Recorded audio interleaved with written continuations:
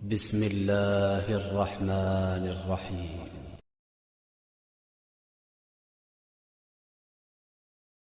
السلام علیکم دوستو، میرا نام ہے رانا محمد سیماب اور آپ دیکھ رہے ہیں کلک اینڈ سیک نالج۔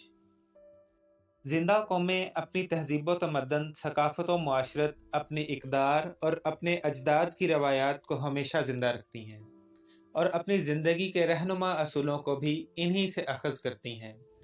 غیور قوموں پر جب خوشحالی آتی ہے تو وہ نیند کی چادر اوڑھنے کے بجائے جدوجہد اور محنت کو ترجیح دیتی ہیں، اور جب کٹھن وقت آ پہنچے تو وہ اپنے وجود کو زندہ رکھنے اور اپنے نظریے کے تحفظ کے لیے اپنی تاریخ، ثقافت، رہن سہن اور اپنے آباء و اجداد سے ملے ہوئے ورثے کی حفاظت کے لیے اپنا تن من دھن قربان کرنے سے گریز نہیں کرتیں۔ یہی مثال ہمیں قیام پاکستان کے عظیم مقصد کی خاطر مسلمانان بر صغیر میں نظر آتی ہے کہ جب کٹھن وقت آیا تو نہ صرف اپنی شناخت کو زندہ رکھا بلکہ 100 سال سے کم عرصے میں ایک جداگانہ اور خود مختار ریاست پاکستان کا قیام عمل میں لایا گیا۔ تحریک پاکستان کے سرگرم کارکنان نے اپنی لازوال قربانیوں کے عوض اپنی آنے والی نسلوں کو ایک آزاد ریاست پاکستان تحفے میں عنایت کی۔ اس ملک خدا داد پاکستان کے قیام کا خواب بلا شبہ حکیم الامت حضرت علامہ محمد اقبال نے دیکھا، مگر اس عظیم مقصد کو عملی جامہ بانی پاکستان قائد اعظم محمد علی جناح نے پہنایا۔ جن قوموں کے رہنما اپنی تحریک کی کشتی کو کامیابی سے پار لگا دیں تو پھر قومیں بھی اپنے رہنماؤں کی پیروی کرتی ہیں، اور وہ قومیں ساری زندگی اپنے محسنین کی احسان مند رہتی ہیں۔ ان احسانات کا بدلہ وہ خراج تحسین کی صورت میں پیش کرتی ہیں اور ان کے احسانات کو اپنے فن و ہنر سے اجاگر کرتی ہیں۔ اسی فن و ہنر میں ایک فن تعمیر بھی ہے جو کہ کسی بھی قوم کی ثقافت کی پہچان اور تہذیب و تمدن کا آئینہ دار ہوتا ہے۔ اس فن کی ایک جھلک مزار قائد، مزار اقبال، مینار پاکستان اور پاکستان مونومنٹ اسلام آباد کی یادگاروں میں نظر آتی ہے، جن کو بابائے قوم اور حکیم الامت کے افکار اور تحریک آزادی پاکستان میں لازوال قربانیوں کی داستانوں کو سامنے رکھتے ہوئے تعمیر کیا گیا، جن کی تفصیل کچھ اس طرح سے ہے۔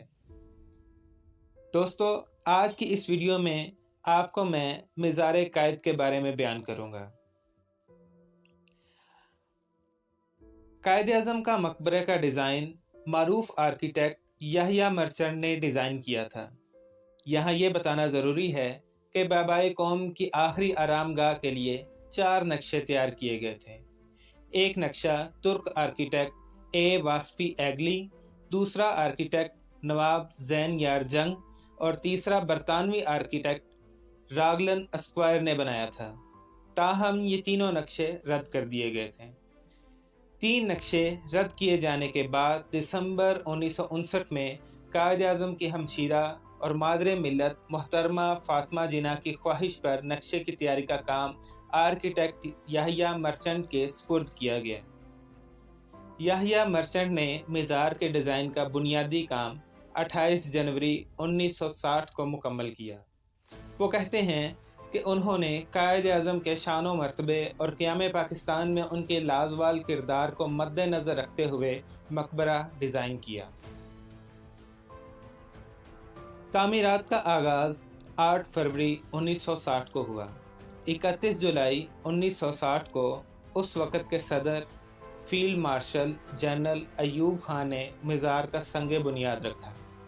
31 مئی 1966 کو مزار کا بنیادی ڈھانچہ مکمل کر لیا گیا۔ مزار کا کل رقبہ 116 ایکڑ ہے۔ مرکزی رقبہ 61 ایکڑ اطراف کے 55 ایکڑ پر مشتمل ہے۔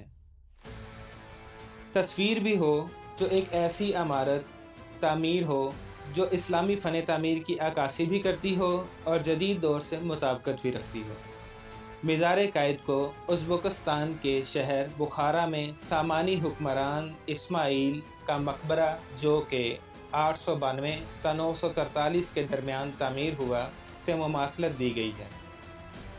مزار قائد اس طرح تعمیر کیا گیا कि उसमें एक तो वस्ती एशियाई ममालिक की झलक भी नज़र आती है, तो दूसरी तरफ मस्जिद कर्तबा के महराबों के डिज़ाइन को भी इस मीज़ार का हिस्सा बनाया गया है।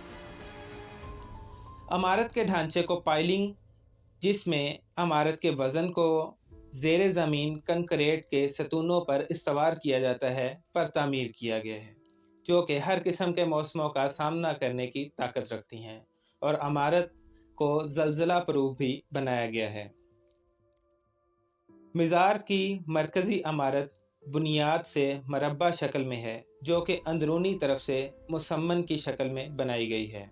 मुसम्मन यानी हश्त पहलू से बने हुए डिज़ाइन को इस्लामी फ़न तामीर में कसरत से इस्तेमाल किया गया है, जिससे जियोमेट्री के बेशबहा और ना ख़त्म होने वाले डिज़ाइन बनाए जाते हैं। मीज़ार के चारों अतराफ दाखिली दरवाजे हैं, जो कि बैज़वी शक्ल के महराबों से बनाए गए हैं, जिनकी चौड़ाई 22 फुट और ऊंचाई 36 फुट तक है। जहां पर आम आवाम जाकर हाज़िरी देते हैं, वो कब्र का तावीज़ यानी कि अलामती कब्र असल कब्र तय खाने में मौजूद है, जहां मखसूस लोग जा सकते हैं।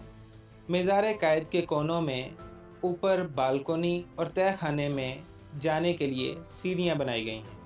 मुसम्मन शक्ल की दीवारों को छत पर पहुंचते ही दायरवी शक्ल में तब्दील कर दिया जाता है, जो कि ऊंचाई में 14 फुट तक है। इस दीवार पर 70 फुट कतर का गुंबद बनाया गया है, जो कि मुकम्मल तौर पर कंक्रीट से तैयार किया गया है। गुंबद के अंदरूनी तरफ मुस्लिम association of the people Republic of China की तरफ से 80 फुट का फानूस तोहफे में दिया गया था, जिसमें 48 शेड्स की रोशनियां 4 दर्जों में लगाई गई हैं। मीज़ार के मशरकी हिस्से में एक कमरे के अंदर 5 कब्रें हैं। ये कब्रें मामूली अफराद की नहीं, बल्कि इनके सियासी सफ़र में शरीक रफ़काए कार की हैं। इनमें सबसे पुरानी कब्र लियाकत अली ख़ान की है, दूसरी कब्र सरदार अब्दुल रब नश्तर की है, तीसरी कब्र मोहतरमा फ़ातिमा जिन्ना की है, चौथी कब्र मोहम्मद नूरुल अमीन की है, और पाँचवीं कब्र बेगम राना लियाकत अली ख़ान की है। मीज़ार के इर्द गिर्द 4 बाग के तस्वर के मुताबिक लान बनाए गए हैं। इसी इमारत में एक जगह कायद आज़म मोहम्मद अली जिन्ना के ज़ेरे इस्तेमाल रहने वाले नवादरात नुमाइश के लिए रखे गए। इन नवादरात को एक कमीशन ऑफ इंक्वायरी ने जमा किया था। इस कमीशन को हुकूमत पाकिस्तान ने 1969 में तश्कील दिया था। सरकारी और फ़ौजी तकारीब यहाँ खसूसी मौके पर होती हैं, जैसे 23 मार्च यौम पाकिस्तान, 14 अगस्त यौम आज़ादी, 11 सितंबर जिन्ना की वफ़ात की बरसी और 25 दिसंबर कायद आज़म मोहम्मद अली जिन्ना की सालगिरह। सरकारी दौरों के दौरान बैरून ममालिक के मुअज़्ज़िज़ीन और अहदेदार भी आपके मीज़ार पर हाज़िरी के लिए तशरीफ़ लाते हैं। जी तो दोस्तों, मैं उम्मीद करता हूँ आपको आज की ये वीडियो ज़रूर पसंद आई होगी, क्योंकि इस वीडियो में बानी पाकिस्तान कायद आज़म मोहम्मद अली जिन्ना के मीज़ार के बारे में बयान किया गया है। क्या खूबसूरती से इस मीज़ार को बनाया गया है। अपनी राय का इजहार कमेंट सेक्शन में लाजमी दीजिएगा। अगर आपको मेरी वीडियो पसंद आई हो तो कमेंट्स में लाजमी राय का इजहार कीजिएगा, वीडियो को लाइक कीजिएगा, सब्सक्राइब कीजिएगा और बेल आइकॉन को दबाकर हर आने वाली नई वीडियो से बाखबर हैं। अपना बहुत सा ख्याल रखिएगा। फ़ी अमानिल्लाह।